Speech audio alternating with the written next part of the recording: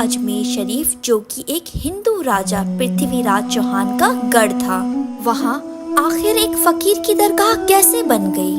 اجمیر میں اس وقت ایک بڑا مندر ہوا کرتا تھا جو کہ اس وقت کا سب سے بڑا مندر ہوا کرتا تھا، اور وہیں پر مندر کے ساتھ میں ایک تالاب تھا جس کا نام آنا ساگر تھا، اور ہندو اس تالاب کے پانی کو بہت ہی پاک اور برکت والا مانتے تھے۔ وہ مندر اتنا بڑا تھا کہ رات کے وقت اس میں اتنے سارے دیے جلائے جاتے تھے کہ ایک ہی رات میں 3.5 من تیل ختم ہو جاتا تھا۔ اسی دوران ایک واقعہ ہوا۔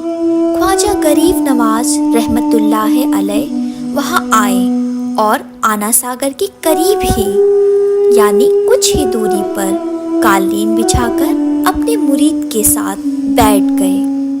اس وقت تقریباً عصر کا وقت ہو ہی چکا تھا، لہٰذا آپ خواجہ صاحب نے حضرت قطب الدین رحمت اللہ علیہ سے اذان دینے کو کہا۔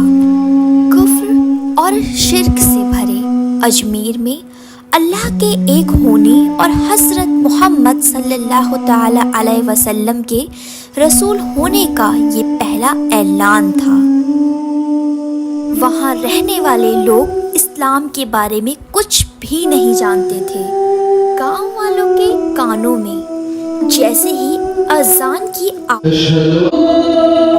گئی، وہ سب اپنے گھروں سے تیزی سے باہر نکلنے لگے اور خواجہ غریب نواز کی طرف دیکھنے لگے۔ لوگ اپنے گھروں سے اتنی تیزی سے نکل رہے تھے کہ آنا ساگر کے پاس بھیڑ لگ گئی۔ خواجہ غریب نواز اور ان کے مرید نے آنا ساگر کے پانی سے وضو کیا اور نماز پڑھنا شروع کر دیا۔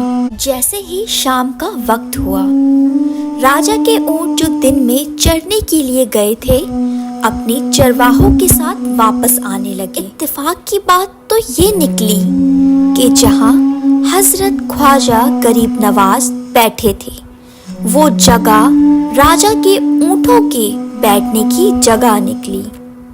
چرواہوں نے جیسے ہی دیکھا کہ بابا اس ہی جگہ پر بیٹھے ہیں جہاں اونٹ بیٹھتے ہیں، تو چرواہوں نے بابا سے اٹھنے کے لیے کہا کہ آپ یہاں سے اٹھیے، یہاں پر راجا کے اونٹ بیٹھتے ہیں۔ خواجہ معین الدین صاحب نے جواب میں فرمایا، اتنا بڑا اور خالی میدان ہے، اونٹ تو کہیں بھی بیٹھ سکتے ہیں۔ اور ساتھ میں انہوں نے یہ بھی کہا کہ تم لوگ کیوں ہمیں تنگ کر رہے ہو، ہمیں یہاں پر سکون سے بیٹھنے دو۔ چرواہوں نے خواجہ صاحب کی بات نہیں مانی اور ان کی قالین اٹھا کر ادھر ادھر کرنے لگے اور ان سے بدتمیزی کرنے لگے۔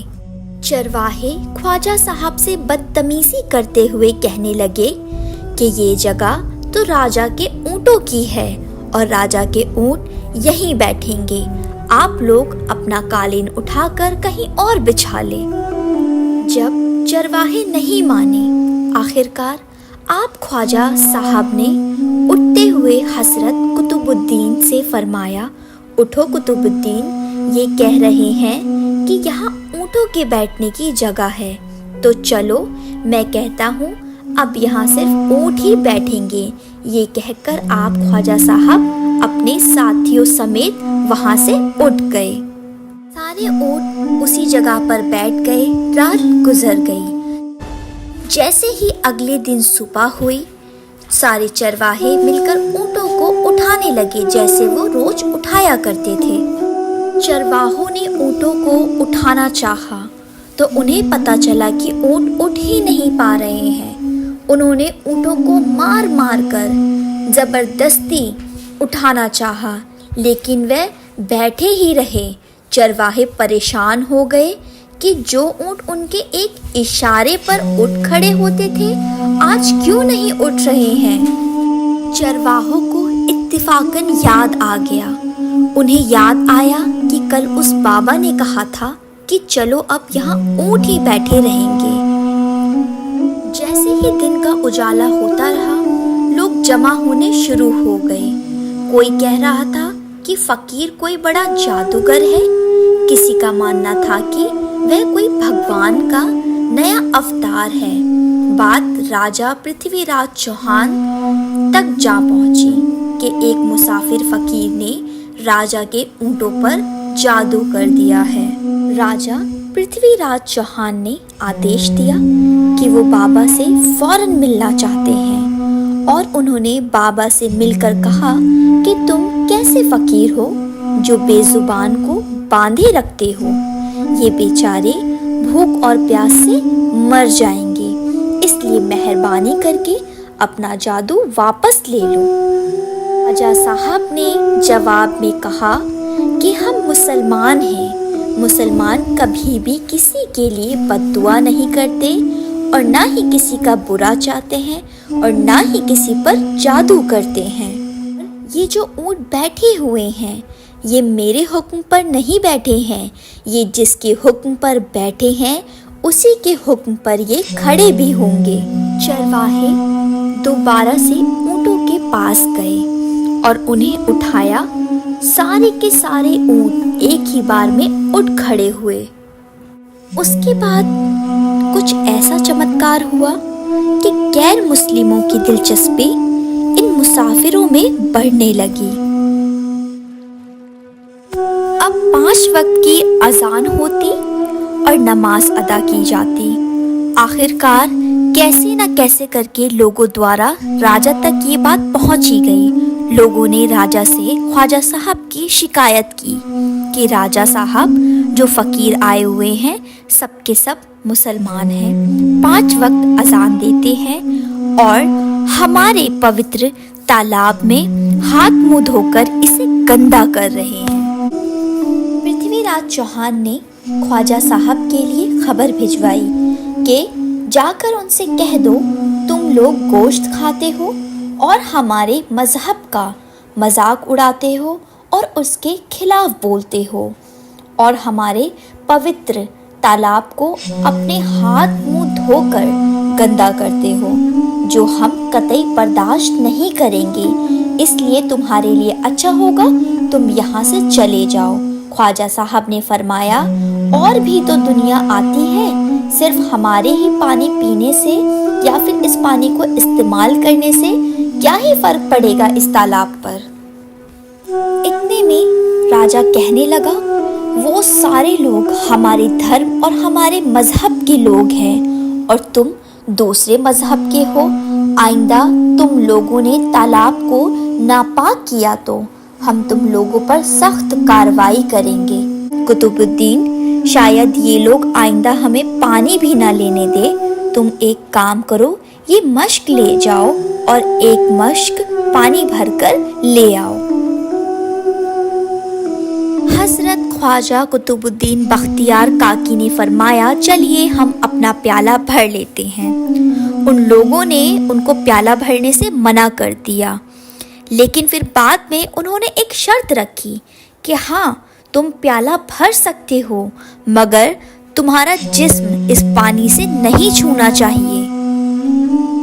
हजरत ख्वाजा कुतुबुद्दीन रहमतुल्लाह अलैह ने प्याले को पानी के ऊपर रखा और प्याले में पानी भर लिया। जैसे ही प्याला पूरा भर गया उन्होंने उस प्याले को ऊपर खींच लिया।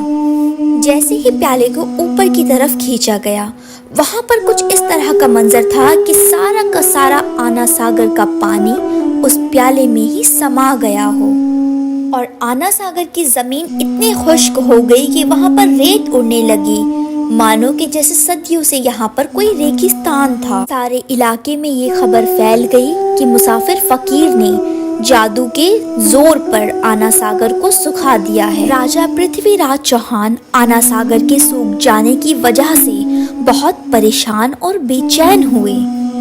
राजा ने वजीर को बुलाया, सबसे यही कहा कि फकीर या तो कोई जादूगर है या फिर कोई बहुत ही पहुंचा हुआ फकीर है। आना सागर के सूख जाने से राजा बहुत ही परेशान हुए और इसकी वजह ये थी कि इस पूरे अजमेर शहर की शान थी आना सागर। आना सागर की वजह से ही अजमेर बहुत ही खूबसूरत लगता था। लोग दूर दूर से आना सागर को देखने के लिए अजमेर आते थे और अपना ایمان تازہ کر کے لوٹ جایا کرتے تھے۔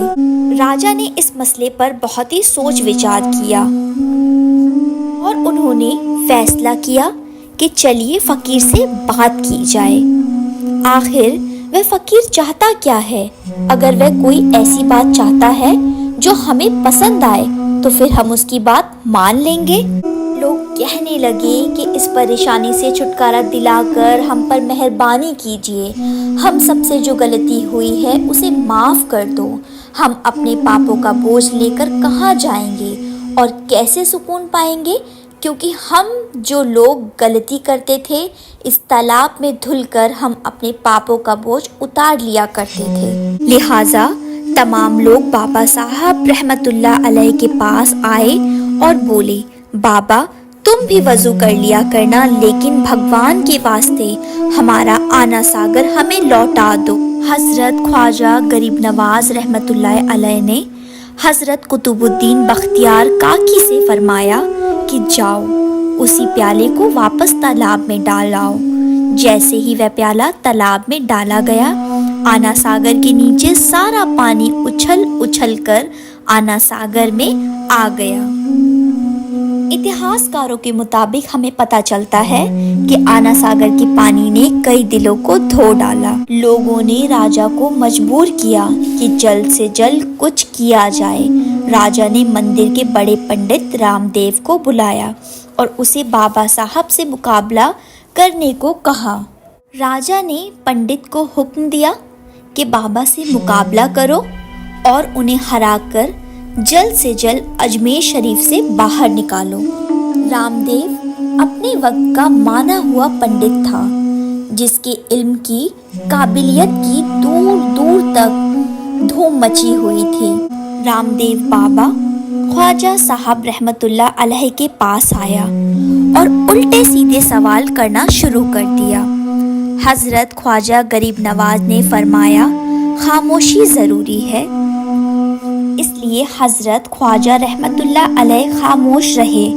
جب رام دیو بابا نے حد سے بڑھ کر شور مچانا شروع کر دیا تو حضرت خواجہ غریب نواز نے اس کی طرف آنکھ اٹھائی اور مسکرا کر فرمایا، رام دیو تو شور مچا رہا ہے اور میں تیرے ماتھے پر ایمان کا نور چمکتا ہوا دیکھ رہا ہوں۔ بس اتنا کہنا تھا، نہ جانے کیا کرشمہ ہوا، دیکھتے ہی دیکھتے بابا رام دیو قدموں پر گرا اور روتے ہوئے بولا، بابا صاحب جس دھرم کے آپ ہو اس دھرم میں مجھے بھی شامل کر لو۔ اب لوگ جو مقابلہ دیکھنے آئے تھے سب حیران ہوئے اور بابا رام دیو کو حیرانی ہوئی اور بابا رام دیو بابا کو ہرانے آیا تھا، خود ہی مسلمان ہو گیا۔ اس کے بعد سے ہی سبھی لوگ خواجہ صاحب سے بہت ہی محبت کرنے لگے اور دین پر چلنے لگے اور ایمان لانے لگے۔ اگر آپ کو یہ ویڈیو اچھی لگی ہو then please subscribe my channel. Thank you so much for watching.